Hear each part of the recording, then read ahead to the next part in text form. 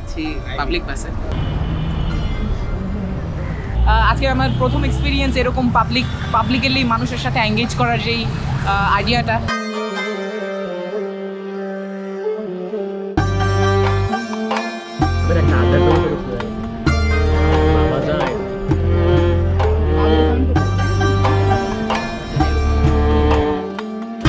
এখানে যাতে আসতে পারলাম এটা আমার কাছে খুব ভালো লাগতেছে। আর দেখা যাচ্ছে আমার মনে হয় যে এখানে সবাই ওই মুক্ত চিন্তায় চিন্তিত থাকবে, সবাই নিজের মতো করে ব্যক্ত করতে পারবে। এই জায়গাটা অনেক বড় একটা সবার জন্য একটা অপরচুনিটি থাকবে। আর চেষ্টা করি রাতভর লেখা চেষ্টা করি আমার কবিতা দিয়ে একটা সিনেমা যাতে মানুষকে দেখাতে পারি। কবিতা আসলে একটা আজারা জিনিস, তো ওই আজারা জিনিসটা দিয়ে যদি মানুষের কাছে আমার মেসেজ পৌঁছে দিতে পারি, এটা আমার জন্য অনেক বড় একটা পাওয়া। যে আমি একসময় তসলিমা নাসরিনের আত্মজীবনী সবগুলো পড়েছিলাম এবং আমি তার খুব বিগ ফ্যান হয়ে গেছিলাম। আমরা সাতপন্থী, ভারতের সাদ না, আমরা বাংলাদেশের সাদ। এর মুখে একটু লাইট দাও, এর মুখে একটু লাইট দাও না, লাইট দাও সমন্বয়ক তো কিছু বলবা?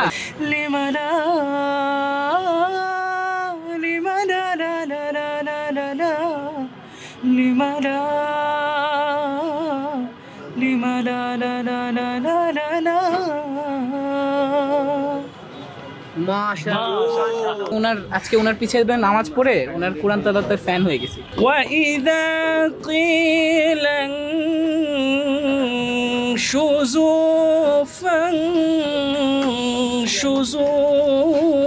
ইয়ারফাইল্লাহুল্লাযীনা আমানু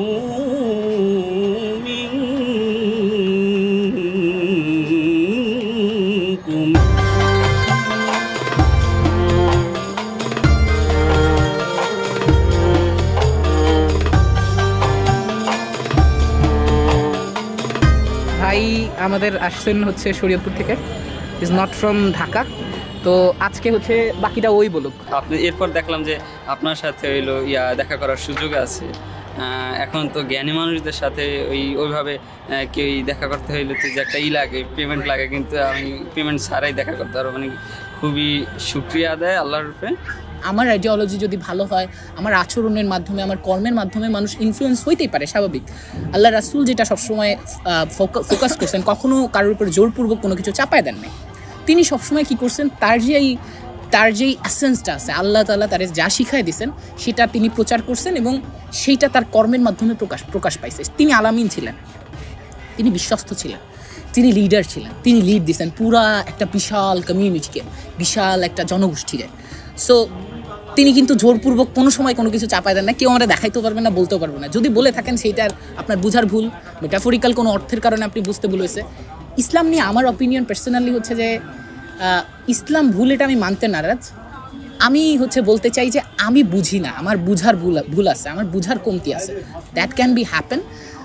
ইসলাম ভুল এটা আমি বলা আমার পক্ষে কঠিন। এই যে আমি এখন একটা কথা বললাম, এটা কিন্তু আমি একটা এক্সেন্ট্রিক বললাম, আমার একটা আদর্শ আমি প্রচার করলাম। এখন একজন সেটার পরিপন্থী, সেটা বিশ্বাস করে না, ডাজ ইট মিন তার বিপক্ষে আমি না? আমি তার সাথে একই টেবিলে বসে কথা বলবো। আমার এই যে আইডিওলজিক্যাল জায়গাটা, এটা আমি ওন করব, সে তার আইডিওলজি ওন করবে। That's what we want. That's what মুক্তির ঘন্টা is working for. যেটা হচ্ছে আজকের এই মুক্ত আড্ডার মেইন আর কি হচ্ছে লক্ষ্য ছিল। সবাইকে অনেক অনেক ধন্যবাদ, অনেক বেশি কথা বলে ফেললাম। That's it. আসসালামু আলাইকুম রহমতুল্লাহ।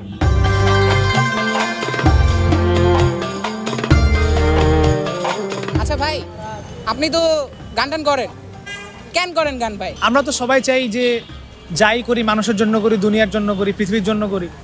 তো একজন তার এক্সপার্টিজ অনুযায়ী তার অস্ত্র ব্যবহার করে। তো আমার শক্তি অনুযায়ী আমার কাছে গান আমার একটা অস্ত্র, আমি যেটা দিয়ে মানুষের জন্য কিছু করতে পারবো, জাতির জন্য কিছু করতে পারবো এবং দেশের জন্য কিছু করতে পারবো বলে মনে হয়। তো এই জন্যই আমি গান করি, যে আমার শক্তি, আমার যোগ্যতা, আমার শিক্ষা সব কিছু দিয়ে যাতে আমি করতে পারি, আমার কন্ট্রিবিউশন থাকে জাতির জন্য, জাতির সংস্কৃতির জন্য। আমি সেই জন্য গানটাকে চুজ করছি, এই জন্য আমি গান করি, যাতে করে মানুষের জন্য কিছু করতে পারি।